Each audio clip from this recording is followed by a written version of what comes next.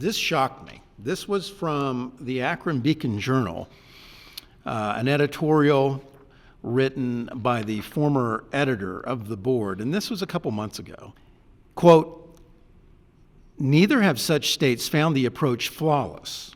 For instance, Michigan has struggled with getting black representation right." I thought that was an overtly racist comment to even suggest that there is a right percentage for the black vote. I always thought that if you had the right candidate, the right campaign, and they were right on the issues, you could win.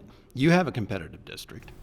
Extremely. You stand on your own 2 feet. I do. You get out there and you tell them why you think that the tax policy or the fiscal policy or whatever it should be, or how we educate children. I mean, how offensive are those kinds of statements to you? Well, I think it's very offensive. When I ran on results. I ran on a record of results, and I've proven myself, which is why I'm elected.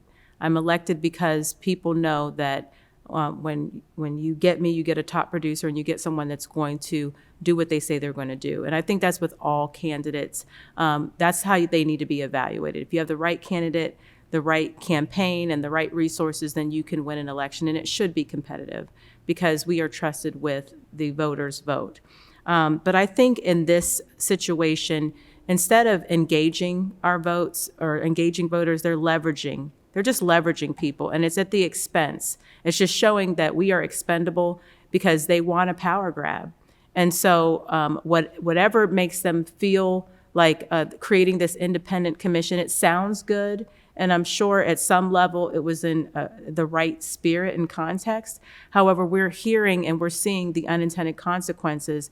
And it's a train that is going super fast that we need to stop because it's truly creating a monster. And that's what I want people to take away from this is that, everything that looks good isn't necessarily good. And we really need to be careful what we vote for because we may just get this unintended outcome and consequence that we may not be able to claw back.